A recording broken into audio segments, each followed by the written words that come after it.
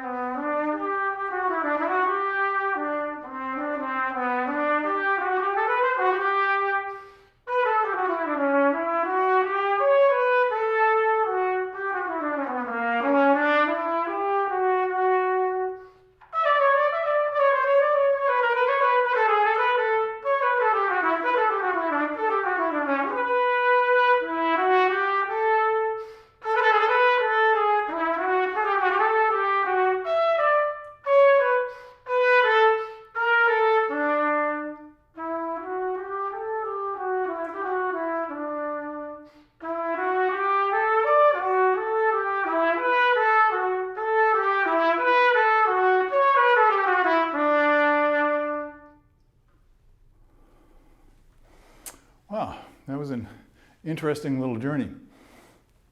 What I find is, especially as I've gotten older, there's a lot more in the music than you think. We get a first impression and, it is what it is. And you say, oh, that's pretty, or that's a nice tune, or I like that, or whatever. And that's great. But the deeper you dig, the more you can find. And what you're looking for is kind of the spirit of the music, the character, the attitude, the life, kind of like the presence of life in the music. So let's look at a couple of things that are interesting about this one.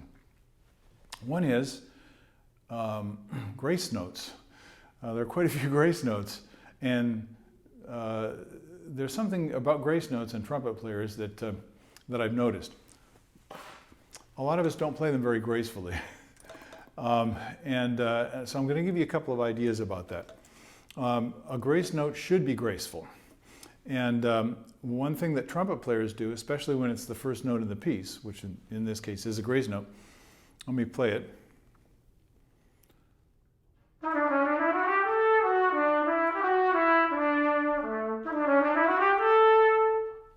So you get the idea. It's quick, it's light, and it goes to the actual note. The grace note is in a sense is a kind of a decoration. And the problem that trumpet players have is that when we start a note, we tend to rely on the tongue to kind of spit the note out. And when we do that, it sounds like this.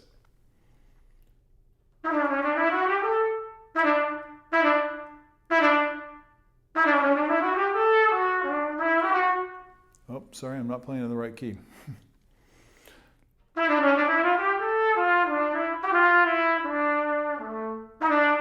You see how that note kind of pops?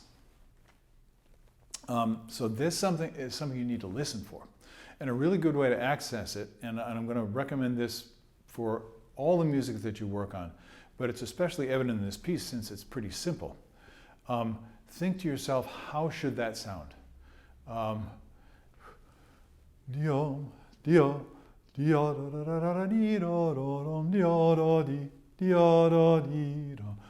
are the important notes? The grace note should be there and be audible, but not be prominent. It shouldn't be sticking out. By the way, I noticed something, and I'm sure you'll probably notice it too.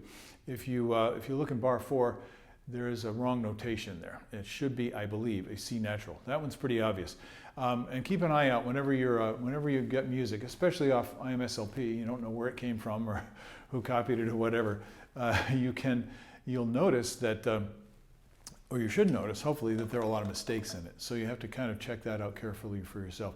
There are a couple of other wrong notations, wrong notes in these etudes that I've discovered going through. And I'm sure if you use your ears, you'll pick out most of them. But be careful not to take things too literally.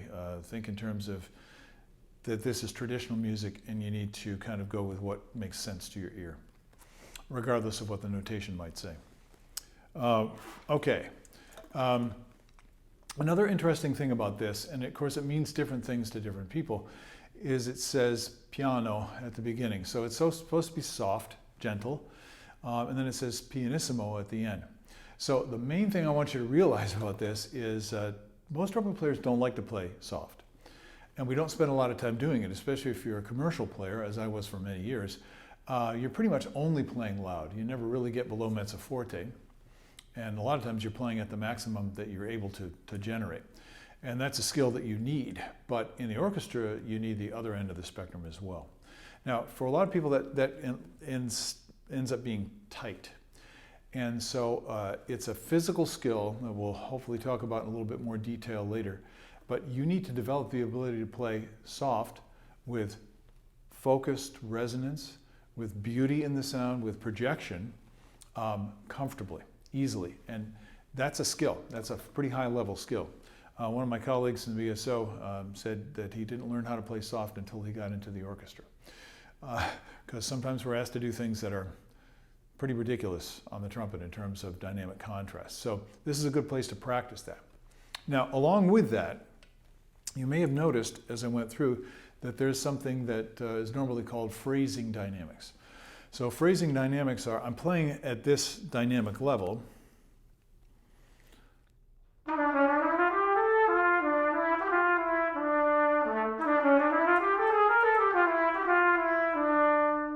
Now I played that, if you noticed, all at the same dynamic level. And that's a really good thing to practice. But that's not natural musically. If you sang it, you wouldn't sing it that way. So this is what I'm going to recommend that you do. Use your imagination. When I'm singing through, it's like, you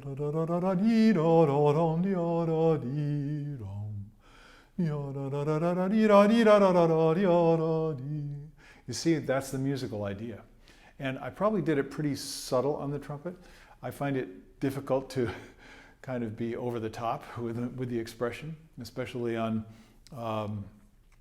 traditional music, classically oriented music. But sometimes that's the best way to find out what you should do. I don't know if I could do that. I'm going to try and see if I can make any sense out of it.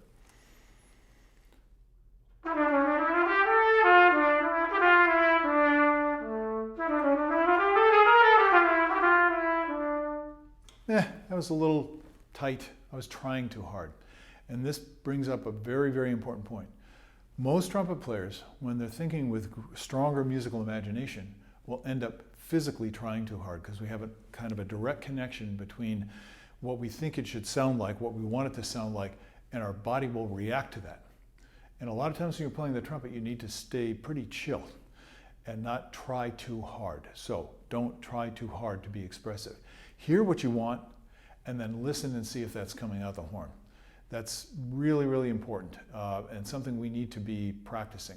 A good way to do that is play and record yourself to see whether what you think is happening is actually happening for those who are listening. Now, another way to practice this, which is very, very beneficial, but very different, I don't have my brass buzzer with me today, but you can just hold the mouthpiece and do this, and there are many different ways of accomplishing that. I like the Jim Thompson method with the 2 fingers on the top and the 2 thumbs underneath. Makes it like a tiny trumpet.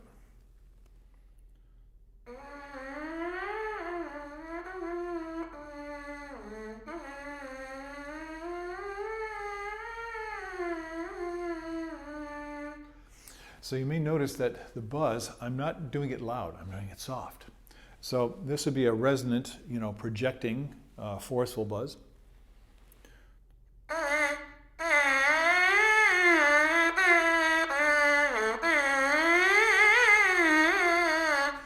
And there's a place to do that. It's much more physically engaged. You can feel the air, there's a lot of air flowing, and that's all very healthy.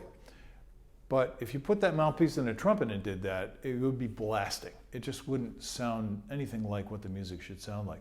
So we want to get as close to the musical connection with the trumpet as we can, the physical connection with the trumpet. So when I'm buzzing,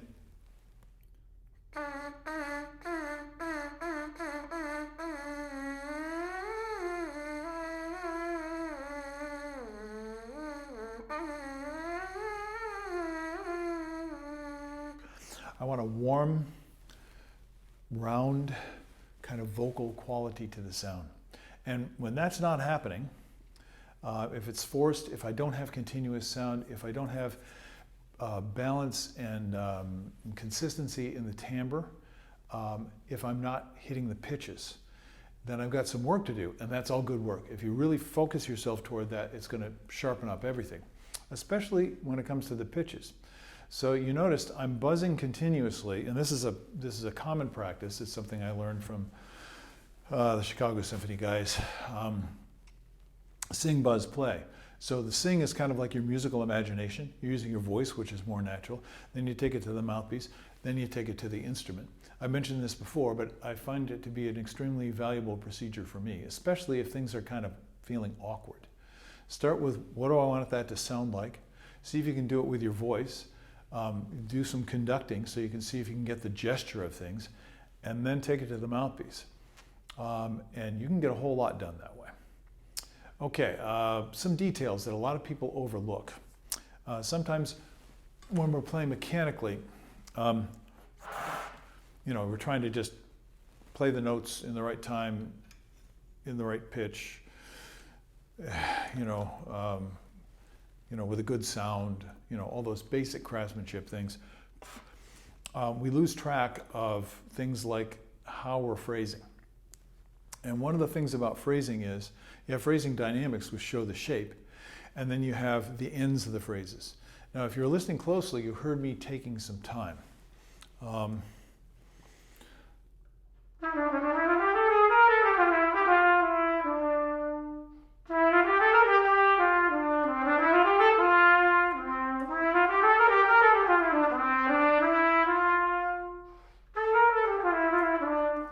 So that's what many people call letting the music breathe. And this is one of the most important things. It has to do with trust, trusting your internal sense of the dance of the music, the feeling of the rhythm of the music. And that's hard because we're always striving to have control. So most of the time I hear people playing these either trying too hard to be expressive or overly controlling and mechanical. So listen to the phrase ends. How do you release the note? How does it go through the rest? When do you come back in again? And do it a lot of different ways so you can kind of get a taste. You're trying to develop a taste for this. Something else that comes up in this, since the music is just kind of running up and down scales, it's very simple, is the harmonic changes. I made a mistake earlier. I played the beginning as if it were major because it's major later on in the piece, and I was kind of hearing it that way. I can't see my music very well with these glasses, so it is what it is. But if you can hear the harmonic context when you're in major, when you're in minor, it all means something emotionally.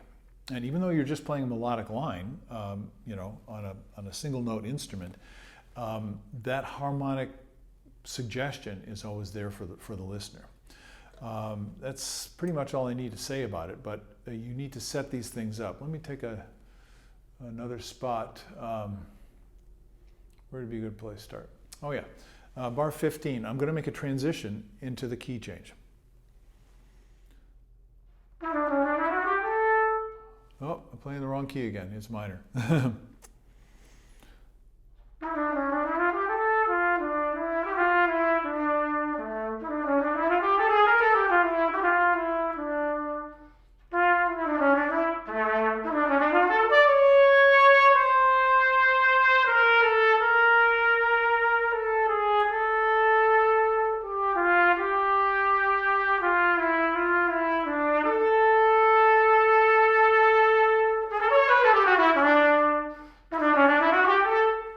Now, if you're listening closely, you can hear where it goes into major.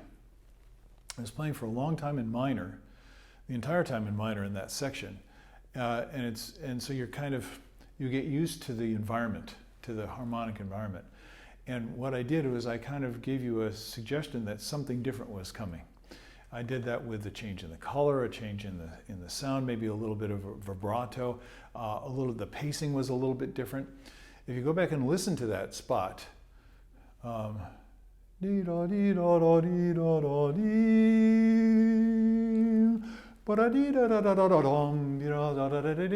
I'm showing you, oh, now we're going into a new section. Now, this is not, you might call it form and analysis, but that sounds way too technical for me. It's simply recognizing the way the music wants to move.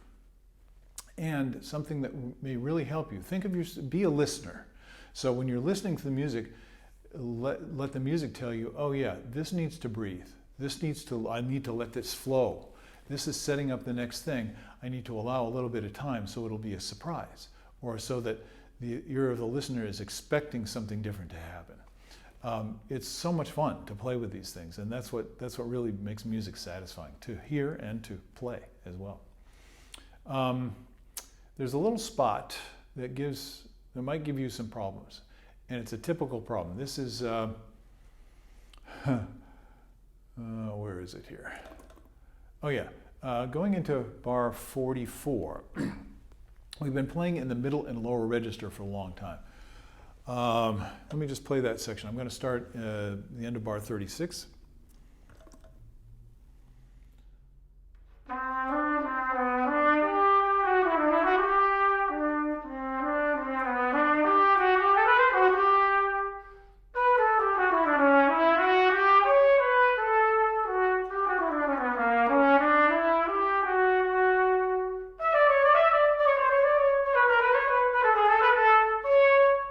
So right at bar 44, I want you to practice this and see for yourself, does it feel easy? Or does it feel a little bit awkward when you've been playing in the low and middle register and all of a sudden you're playing at the top of the staff? What I've noticed in working with many students over the years and observing my own issues is that we tend to become habituated. We get used to living in a certain range. I call this second trumpet player's disease, because in the orchestra, when you're playing that second part, you're not playing the upper register as much, and it's necessary for you to become really good at producing the right, density and quality and volume of sound in the middle and lower register to support the principal player. That's kind of your job. So your whole body becomes acclimated to doing that. And playing this kind of material is really, really helpful. To get over second trumpet player's disease. First of all, it's soloistic. You're not depending on somebody else being the leader. You are the leader. You're making the musical decisions. And you have these changes in range that need to be very, very easy for you to do. So there are physical aspects to it. Again, we can talk about that later, but that's something you need to practice, those changes. When you notice the awkwardness, say, oh, wait a minute. I know how to play the trumpet. I can do this, and go back and work on it a little bit. Okay. There's something also very busy at the end, and if you've tried to play through this yourself, or do try and play through it, you'll probably notice it. At the tempo I'm playing it, I think I'm playing it pretty close to the marked tempo, suggested tempo. But you got these grace notes at the end.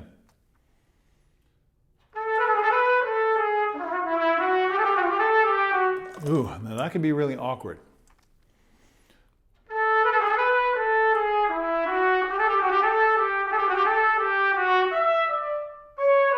And there you have your range change again, up to the top of the staff.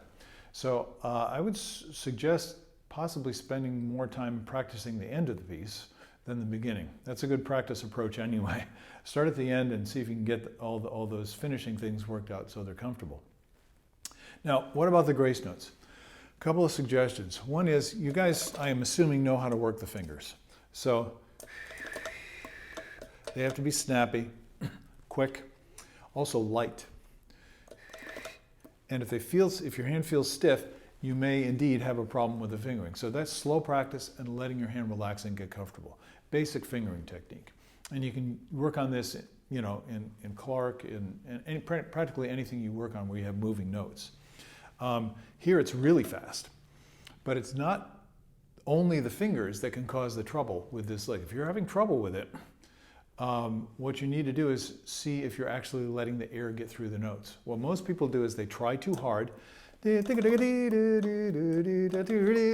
to, like, you know, like get that in there, and the hand gets tight, your body gets tight. Now the air is not flowing, and it's not carrying those grace notes. They start to jam up, and we may not notice. Maybe our lips getting tight. We're starting to choke in the throat a little bit.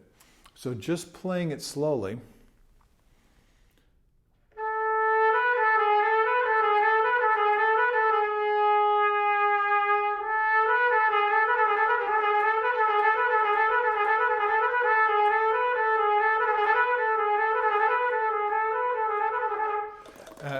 See what you can do with getting comfortable, loose with the fingers. This is why I like the trumpet. It's only got 3 valves, so it's not complicated.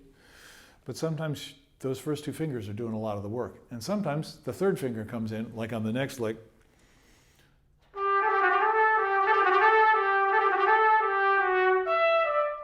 There's also a rhythmic component to this. You can do it, you know, da da da da da da da da da da, and that makes for a very fast turn. Or you can do it da da da da da da da da da da. You see how that's a 5? Da da da da da da da. And I did it a little bit in between.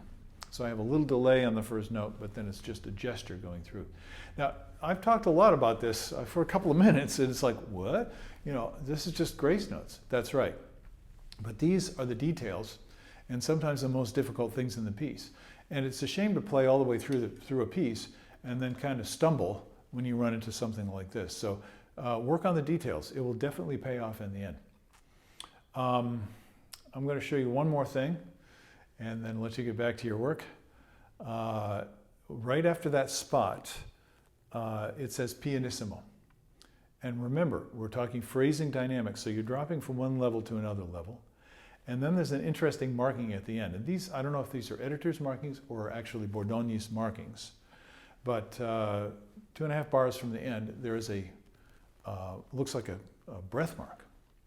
Now, I don't think you need to take a breath there. And so anytime you see a breath mark, that should not dictate this is where you're supposed to take a breath. That should dictate maybe this is a place to phrase. In other words, you can, instead of just playing straight through, you can let it lift and show a different section that you're playing instead of just a continuous line. So I'm going to play the end and let you listen to some of this stuff. First of all, the pianissimo.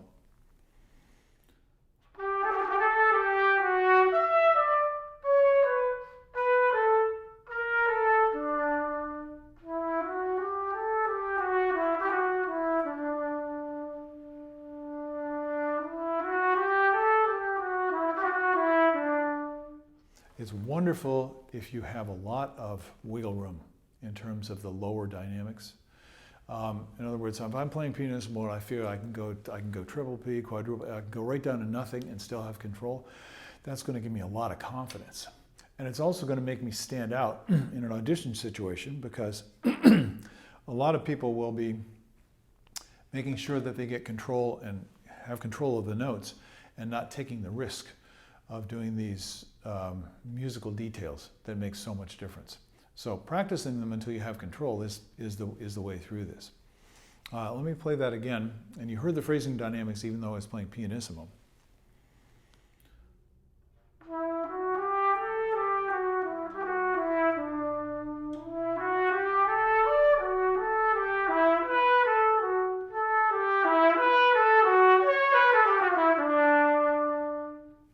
So you can see I'm giving myself freedom to do a lot. So I'm going to play the end again, just the last part, and this time I'm going to play it without musical inflection, which is very difficult for me.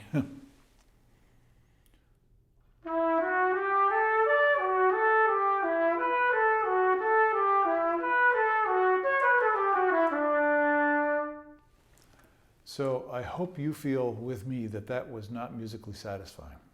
So here's my advice. Hear the music. Discover the music in your imagination. Conceive of it, sing it, conduct it, and then see how close you can get to it. And that means you may have to give up some control, but you'll gain that control back, and now you'll be playing music with control instead of just playing control without music. That's kind of the moral of the story.